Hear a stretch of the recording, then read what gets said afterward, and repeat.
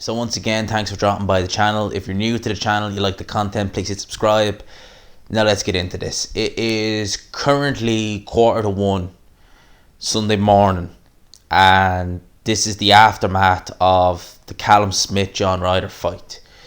Now, when I done my post-fight review, I said in that video that I felt that this fight was close, but I felt Ryder won. Okay, I felt like Ryder won.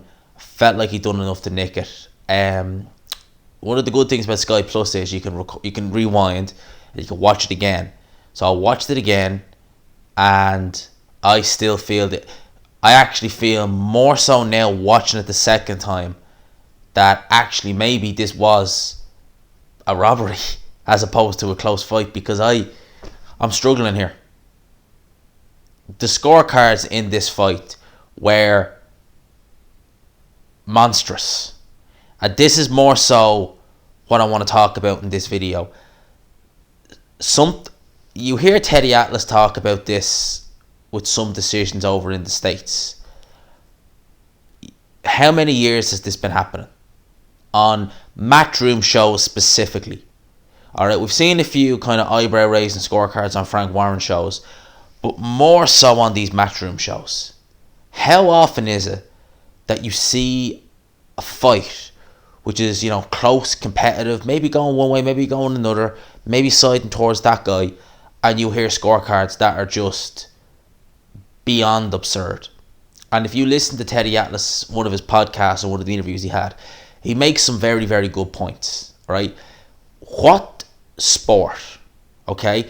What other sport is there where the officials in charge of the fight, okay, the officials who were in charge of scoring and refereeing the fight, what other sport is there where those officials the night before the fight can be having dinner with the promoter, being wined and dined?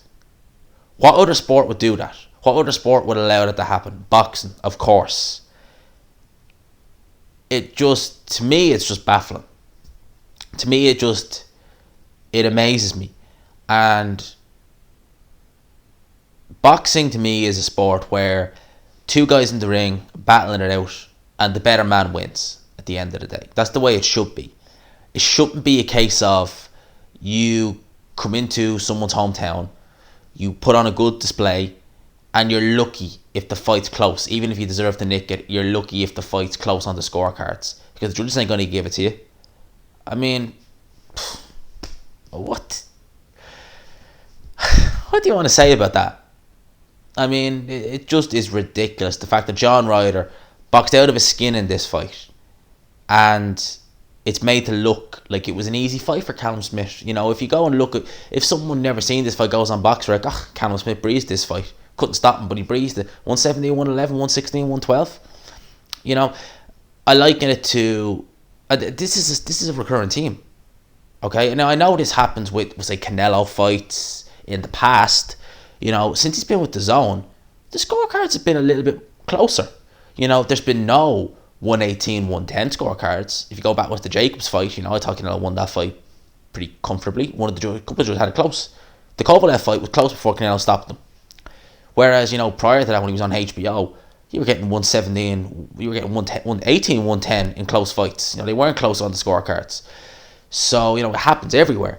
But you look at these matchroom shows, and you could see an up-and-coming prospect, get lit up over the course of 8-10 rounds.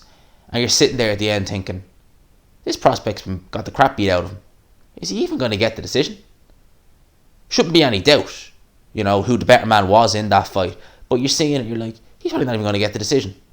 And as Teddy Atlas has said, this is happening by people, majority of them have never taken a stiff shot in their life. Have never even got in the ring and had a spar. Even just a mess spar. Never done that. And they're taking away potential life-changing moments for these fighters. For what? For fucking... To me, it's just silly. And while I do think what Al Heyman is trying to do with PBC, having it all under one kind of flag, dispensing with the sanctioning bodies and having your PBC brand, PBC champion. If you have one dominant organisation, and I'm not saying it's necessarily a good thing, to do it like that, to kind of run it like UFC, but to me anyway, it does kind of, how would you describe it? It would kind of, maybe, in my opinion anyway, I think it might negate some of these absolutely shocking decisions that we see too regularly now, it seems. Too regularly. John Ryder boxed out of his skin in this fight here tonight. Done very well. Alright? And his moment is taken away. And not only is it taken away, it's made to look like he never even had a moment to begin with. So, this is kind of a rant, quote unquote, we'll say, but shameful. This is, what can you say about it? It just, what can you say? And I don't think we're going to see the last of it. And I think it'd be a while before we see a change to these insane decisions. And you know what I think it'd take? I think it would take either what Al Haymon is trying to do, monopolise it under one roof, or it's going to be a case of you're going to have two promoters who are equally as powerful, almost not in-house. So if you had a Bob Arum bring his big fighter to fight one of Eddie Hearn's big fighters, you're more than likely going to see a fair decision, because they're not going to try and rob someone when you've got two massive promoters, more often than not anyway. So those are my thoughts on this. Let me know what you think. We obviously have the Wilder fight coming up. I'll be covering that in the morning because I'm pretty tired. I've been working 6 days this week, so I'm pretty tired. I'm not going to cover that fight until morning. So I will talk to you then. Hope you enjoyed the video. And as always, I will talk to you after.